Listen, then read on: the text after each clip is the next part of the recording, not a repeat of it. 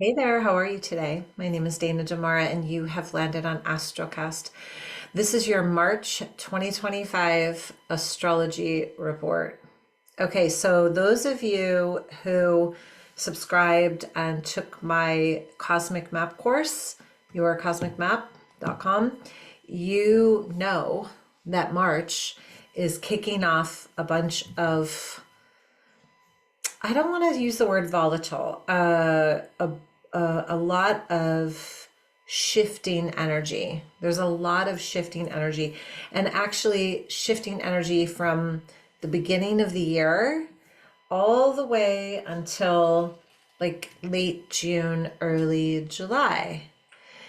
I did talk a lot about this in the recording in the Cosmic Map 2025, but you should know that during this time, this whole first half of the year, the energy is literally shifting underneath us. So I called out the word grounding for like the whole year. Something I want to come out of the gate with too, since we're on this topic, is that we celebrate the new year on January 1st. But what I want to tell you and just remind you of is that when when we do that, that's fine. I do it too, right? But if we're going to align with nature, we're going to look at the equinox. And the equinox is actually when everything starts to awaken. That's really when we want to start celebrating a new year. Okay, it's a new astrological year, if you can think of it that way. You can also, I really like to celebrate the Chinese New Year. That's pretty powerful too. So, choose your thing, celebrate the new year a few times in the first half of the year, but know that nature wise and energetic wise, the new year really won't start until we hit the equinox. Okay, so I'm going to go through a little overview of what's happening and then I'll give you some dates. Okay, so if you're interested, you may want to take notes. And then if you want your chart read to see what's going on for you personally, I'm happy to do it. You just have to reach out to me on my website. Okay, so the first thing is we start off the month, March 1st, with a huge bang. Venus retrograde. But I will say that Venus has been in its shadow stage all the way since January 28th or 29th. So we've been feeling potentially like relationships shifting and such.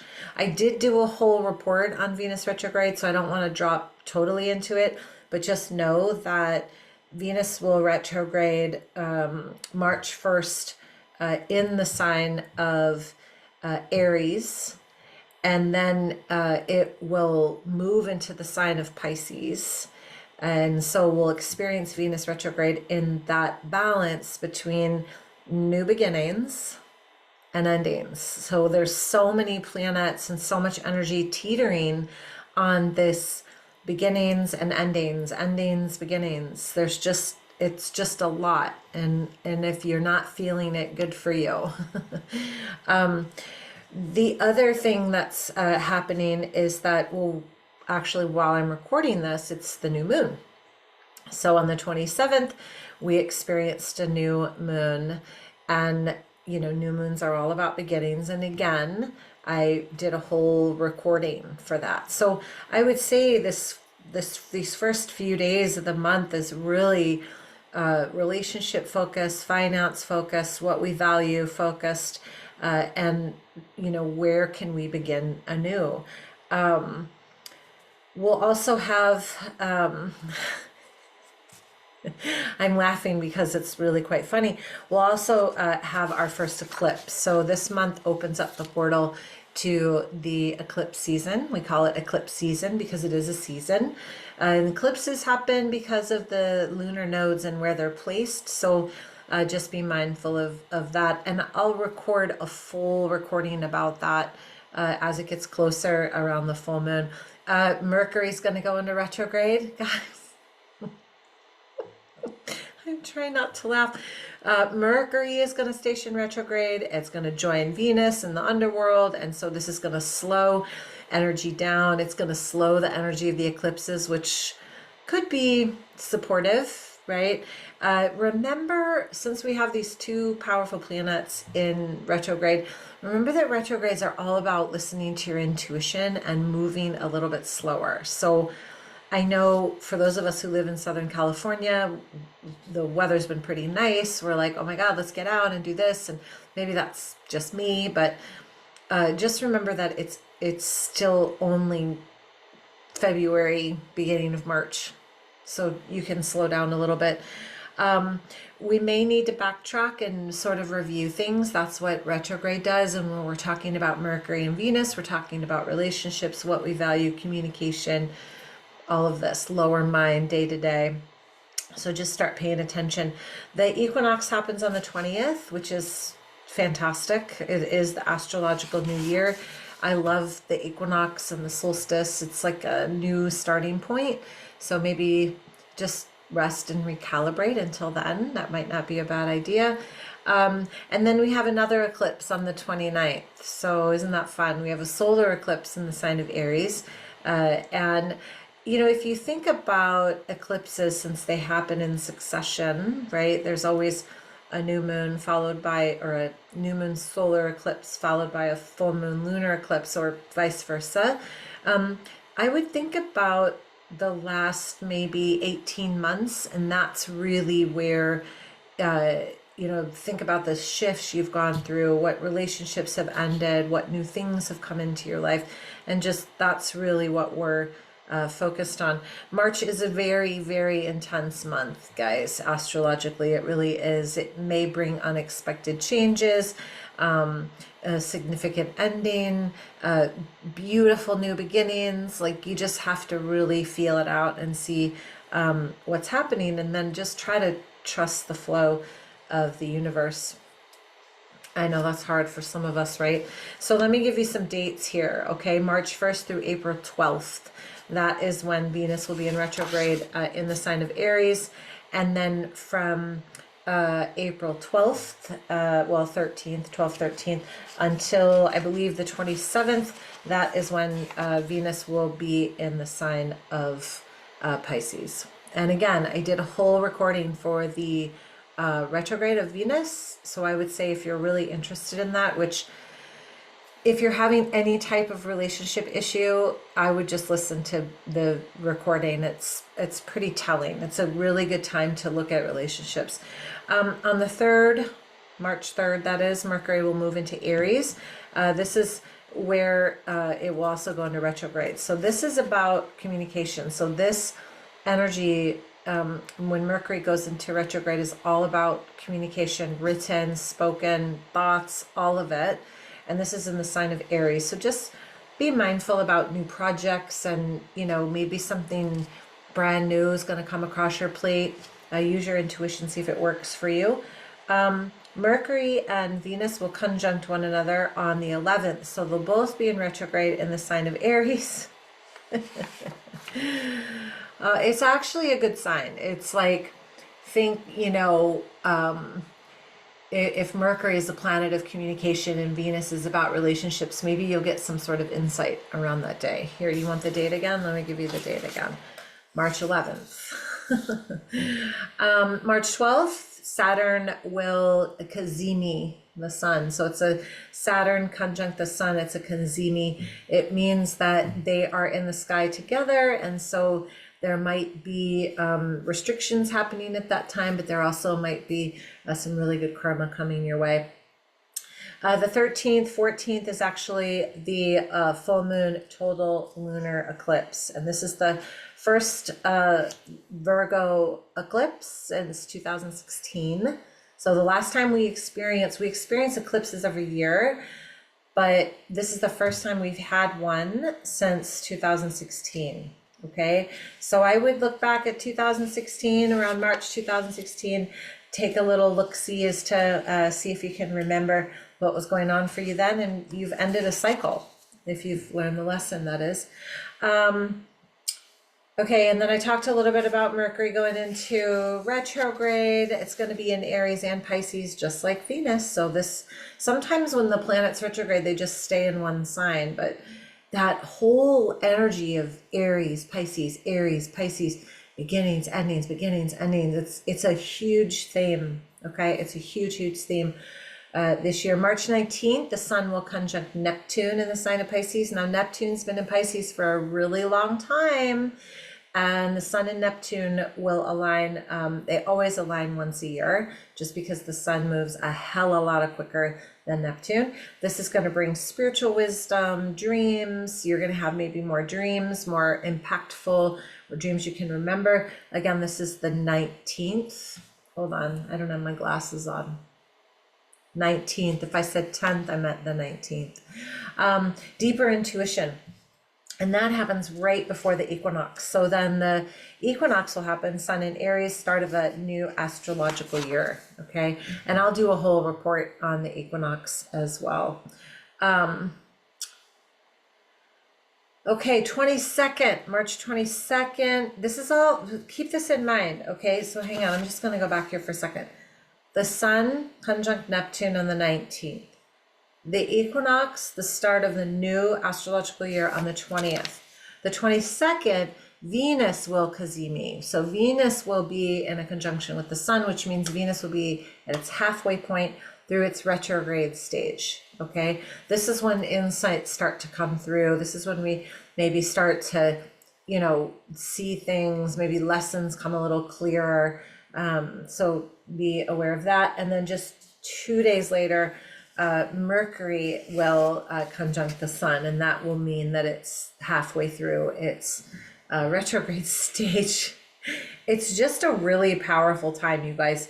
On the 26th, Venus is going to retrograde. Venus retrograde is conjuncting Neptune. Okay, so this is about seeing the truth. Remember, Venus isn't moving forward yet, but it is halfway through its retrograde stage. Okay, so just be mindful of that. Intuition will be heightened. On the 27th is when Venus will end up in Pisces. So that's always fun. And I mean that sincerely, because Venus really likes to be in the sign of Pisces. Venus does not like to be in the sign of Aries at all. Venus loves being in Pisces. It should bring a little bit of relief, okay, especially because it hit the sun as well. On the 29th, we have that solar eclipse in Aries. So we've got another lunar eclipse. So we start the month with retrograde, another retrograde, a lunar eclipse, a solar eclipse. And so this is the last eclipse in the cycle that we've been working with since 2023. Okay, so again, just look and see what lessons have come to fruition, what's been going on for you. Mercury will retrograde in Pisces. So Mercury's going to move out of the sign of Aries and into Pisces. That's on the 29th, on the same day as the eclipse. Hopefully that provides some clarity. And then bing, bang, boom, March 30th, Neptune moves into Aries. Okay, now I am going to tell you the date. Here it is. The last time Neptune was in Aries was in 1861 to 1875. 1861 to 1875. So this is rare energy. This is going to bring in new levels of consciousness, guys. Neptune is a super slow mover, okay? Neptune moves into Aries and is going to remain there until October 22nd. So that's going to bring in new creativity, new spiritual connection, like a higher level of thinking, which, by the way, I'm just going to say this. When we start to elevate, or I like to use the word evolve in our thinking, or let's just use for an example, let's use this as an example. Let's say you meet somebody and you start to fall in love and you're like, oh my God, this is amazing. This is like, oh, I just feel it. It feels so great. And then somewhere along the line, if you're even a sliver bit afraid, you start to do things to self-sabotage because you're like, it can't really be this good. Or the ego comes in and the ego's like, we can't go there. We can't go there. Right. And so there's this whole subconscious like conversation. Think of Neptune moving into the sign of Aries as a higher consciousness. Okay. So when we have individuals or situations or political parties that are wanting things to stay a certain way, but we're wanting to elevate and evolve. That energy of the ego and of the lower vibrations, they get louder. They get louder, they get more aggressive, they get more like, no, no, just pay attention to me over here, over here, over here, over here. Meanwhile, the energy is elevating, so it's getting lighter. So the dense energy can't withstand that, and so it wants to keep the energy lower. Okay, I don't know if I explained that properly or that you understand it, but basically what I'm telling you is that remember that the cosmos are moving us into a higher vibratory frequency. And if you are in a lower vibratory frequency, it's going to feel uncomfortable. You're going to be like being like a little, like when you try to thread a needle. I don't know if any of you have ever tried to thread a needle, and you try to get that thread right in the head of the needle and you can't. It starts to fray. You have to get aligned with what it is that you really think, feel, and want to experience, because the energy will get loud, and there's 3 other planets that are going to move into new signs. Okay. And so it's only going to be there until October 22nd.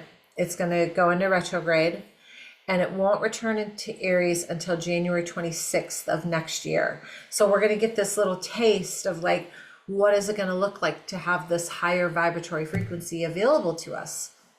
I also like to think of Neptune moving into Aries as like removing the cloud of illusion. Remember, Aries is the first sign of the zodiac wheel. So Neptune has now traveled around the entire zodiac wheel since 1861. Okay. And so we're asking to elevate our energy. We're being asked to elevate our energy. It's crazy. It's also worth noting that as Neptune and Pisces come to an end, we will be wrapping up a cycle that began in 2011. Okay, so think back to 2011. There's some big changes that are coming up. You know, it's the planet of dreams and goals and visions and, you know, psychic abilities. So use this energy to, I've been saying it in a lot of my recordings. First of all, do your best to stay out of the propaganda and the just all the external noise. You know, if you really feel like you need to stand up for something, stand up for the thing that you feel most passionate about, and then you have to tune the rest of the things out, because the rest of that energy, if you have a pie of energy and a sliver of it or a piece of it is meant to resist or to make change or, you know, work toward something that will make change in our society, then you have to reserve the rest of that energy for you and all the pieces of you. So, and then make sure you've got a little sliver as well to dreams and ambitions and goals and intuition and mystical awareness and meditation, like that whole connection with Neptune. Because if you just let this one go by and just be thoroughly in your head and your physical body, you're going to miss the magic. And there's a lot of magic out there to be had right now. So that's March. Kind of amazing, isn't it? So I would say ground yourself, choose where you want to put your energy, like do not compromise, and just trust the universe, because the universe is going to guide you in a way that is best for you. And it might not be super comfy all the time, but it will be best for you, I promise. Anyways, you can go to yourcosmicmap.com if you want to, I was going to say purchase, but if you want to download that recording, I did a 3-hour class, and so I downloaded it and made copies. You can watch the video. But this is a pretty interesting month, you guys. And if you want your chart read because you're just wondering like what does this mean to me, feel free to reach out to me at danademara.com. All right, you guys, good luck. Be kind to one another out there, okay? And when you start to feel all like angsty and like, right, do whatever you need to do to find your way back to center.